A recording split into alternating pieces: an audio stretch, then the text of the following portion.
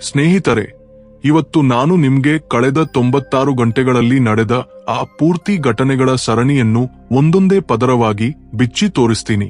ಇದು ಪ್ರಪಂಚದ ಶಕ್ತಿ ಸಮತೂಕವನ್ನು ಯಾವಾಗಲೂ ಬದಲಾಯಿಸಿದ ಆ ಘಟನೆ.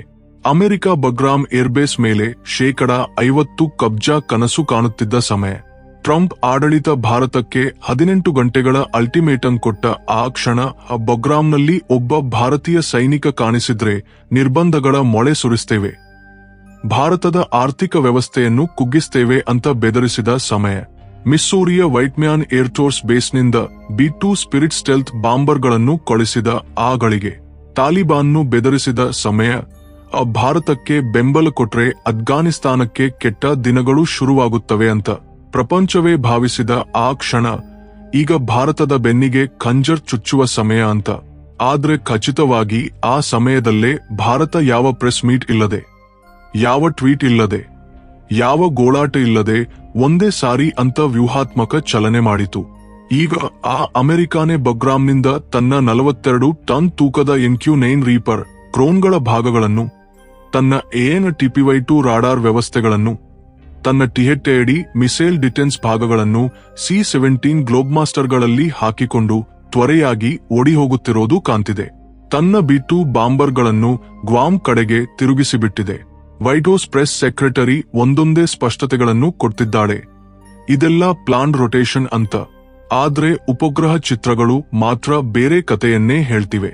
ಬನ್ನಿ ಮೊದಲ ನಿಮಿಷದಿಂದ ಕೊನೆ ನಿಮಿಷದವರೆಗೂ ಪೂರ್ತಿ ಟೈಮ್ಲೈನ್ ಅರ್ಥ ಮಾಡಿಕೊಳ್ಳೋಣ. ಆದ್ರೆ ಸ್ನೇಹಿತರೆ, ವಿಡಿಯೋಗೆ ಹೋಗೋಕ್ಕಿಂತ ಮುಂಚೆ ಒಂದು ಮಾತು. ಭಾರತ ಸಾಧಿಸಿದ ಈ ಘನತೆಯ ಮೇಲೆ ನಿಮ್ಗೆ ಹೆಮ್ಮೆ ಇದ್ರೆ ಇದನ್ನು ಲೈಕ್ ಮಾಡಿ, ಚಾನಲ್ಗೆ ಸಬ್ಸ್ಕ್ರೈಬ್ ಆಗಿ. ಹೀಗೆ ಇಂತಹ ಮತ್ತಷ್ಟು ವಿಡಿಯೋಗಳನ್ನು ನೀವೇ ಮೊದಲು ನೋಡಬಹುದು. ಇಕ್ಕೆ ಅಸಲಿ ಟಾಪಿಕ್ಗೆ ಬರೋಣ. 2025 ಅಕ್ಟೋಬರ್ 27ನೇ ತಾರೀಕು ರಾತ್ರಿ 11:47 ಶುರು ಮಾಡೋಣ. American national security adviser Jake Sullivan White House situation ರೂಮ್ನಲ್ಲಿ ಅತ್ಯವಸರ ಸಭೆ ಕರೆದ ಸಮಯ. ಟೇಬಲ್ ಮೇಲೆ ಬಿದ್ದ ಉಪಗ್ರಹ ಚಿತ್ರಗಳಲ್ಲಿ ಬಗ್ರಾಮ್ ಉತ್ತರ ರನ್ವೇ ಮೇಲೆ 2 ಭಾರತ ವಾಯುಸೇನೆ CH-47 ಚಿನೂಕ್ ಹೆಲಿಕಾಪ್ಟರ್ಗಳು ಇಳಿಯುತ್ತಿವೆ. ಅವುಗಳ ಜೊತೆಗೆ 42 ಮಂದಿ ಭಾರತ ಪಾರಾ SF ಕಮಾಂಡೋಗಳ ತಂಡ ಇಳಿಯುತ್ತಿದೆ. ಅಮೆರಿಕನ್ ಇಂಟೆಲಿಜೆನ್ಸ್ಗೆ ಅನಿಸಿತು ಇದು ಕೇವಲ ಮಾನವೀಯ ಸಹಾಯ ಮಿಷನ್ ಅಂತ. ಯಾಕಂದ್ರೆ ಹೆಲಿಕಾಪ್ಟರ್ಗಳ ಮೇಲೆ ರೆಡ್ ಕ್ರಾಸ್ ಗುರುತು ಇತ್ತು. ಆದ್ರೆ ನಿಜಕ್ಕೂ ಇದು ಆಪರೇಷನ್ ಡೀಪ್ ರೂಟ್ನ ಮೊದಲ ಹಂತ.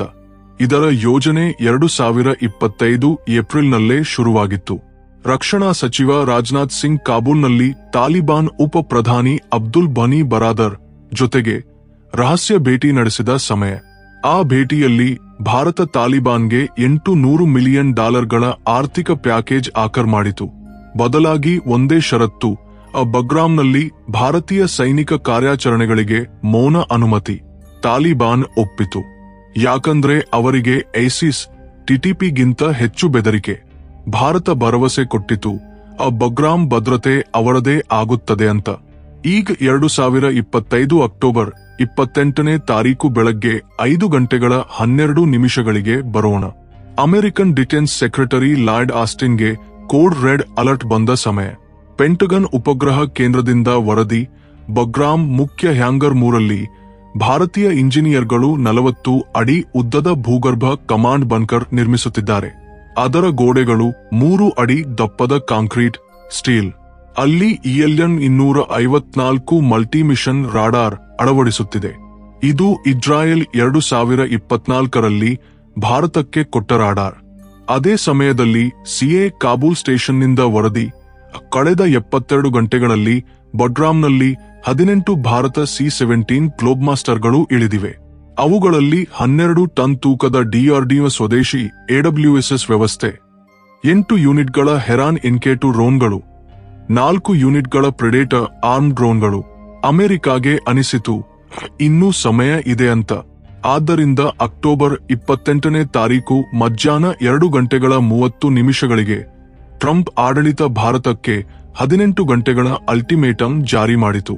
ಬಗ್ರಾಮ್ನಿಂದ ಎಲ್ಲ ಭಾರತೀಯ ಸೈನಿಕ ಕಾರ್ಯಾಚರಣೆಗಳನ್ನು ತಕ್ಷಣ ನಿಲ್ಲಿಸಿ, ಇಲ್ಲದಿದ್ದರೆ ನಿರ್ಬಂಧಗಳು. ಅದೇ ಸಮಯದಲ್ಲಿ ಮಿಸ್ಸೂರಿಯಿಂದ B-2 ಬಾಂಬರ್ಗಳನ್ನು ಕಳಿಸಿದರು. ಅವುಗಳ ಗುರಿ ಬಗ್ರಾಮ್ ರನ್ವೇ.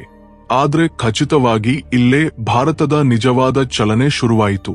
ಅಕ್ಟೋಬರ್ 28ನೇ ತಾರೀಕು ಸಂಜೆ 6:45 ದೆಹಲಿಯ ಸೋತ್ ಬ್ಲಾಕ್ನಲ್ಲಿ ಉನ್ನತ ಮಟ್ಟದ ಸಭೆ. N S Ajit Doval, CDS general Anil Chauhan, Rajeesh Ravi Sinha ಇದ್ದರು.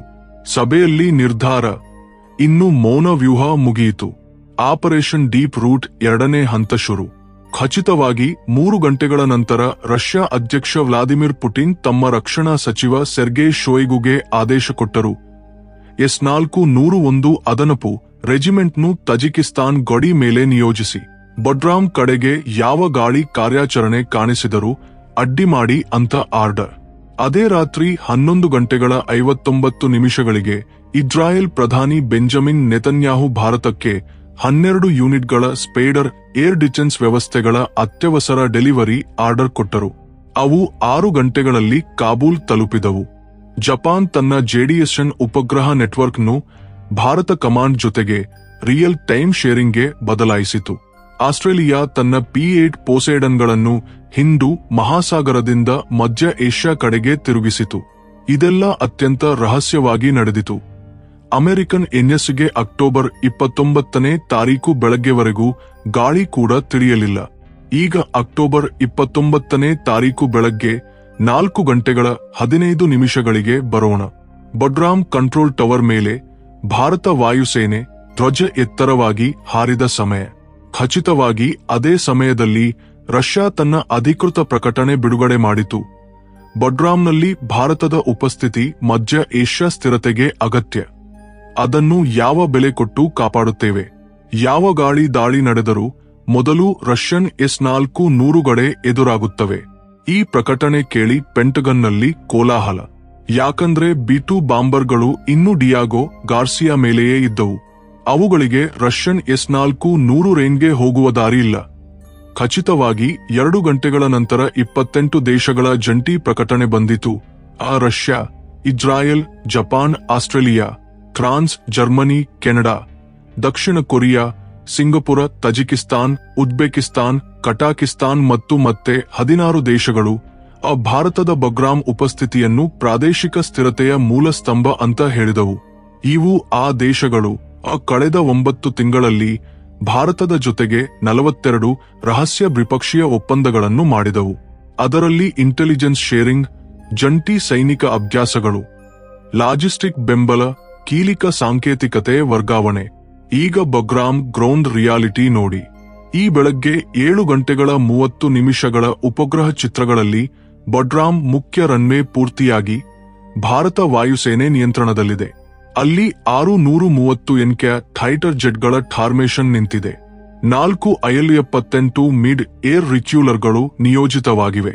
12 ಹೆರಾನ್ NK-2 ಡ್ರೋನ್ಗಳು ನಿರಂತರ ಪರ್ಯವೇಕ್ಷಣೆ ಮಾಡುತ್ತಿವೆ. 8 ಪ್ರೆಡೇಟರ್ ಆರ್ಮ್ ಡ್ರೋನ್ಗಳು ಲಾಂಚ್ಗೆ ಸಿದ್ಧವಾಗಿವೆ. ಭೂಗರ್ಭ ಕಮಾಂಡ್ ಸೆಂಟರ್ನಿಂದ ದೆಹಲಿಗೆ ನೇರ ಲಿಂಕ್. 3 ಭಾರತ ಬ್ರಿಗೇಡ್ಗಳು ನಿಯೋಜಿತವಾಗಿವೆ.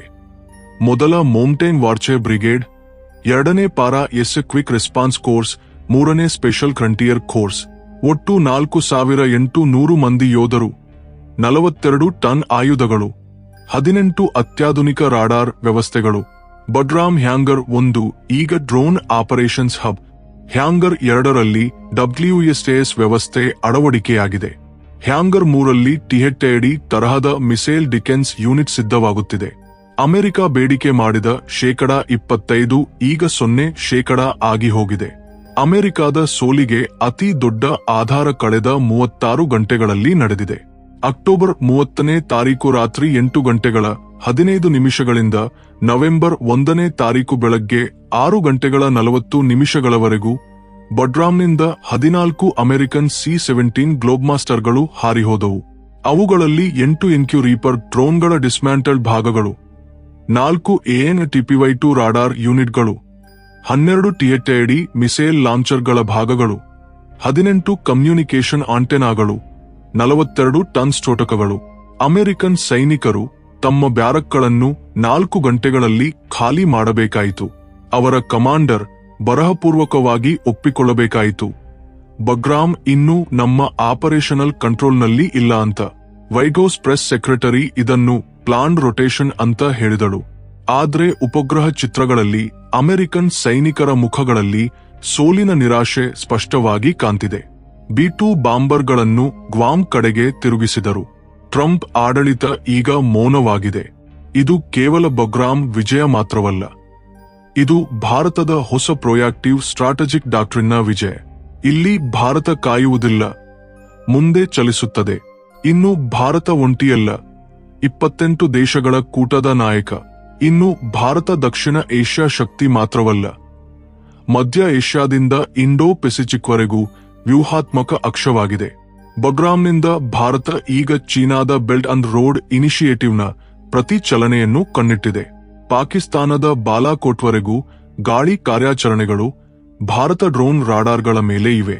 ಇರಾನ್ನಿಂದ ಟರ್ಕಿವರೆಗೂ ಗಾಳಿ ಮಾರ್ಗ ಈಗ ಭಾರತ ನಿಯಂತ್ರಣದಲ್ಲಿದೆ.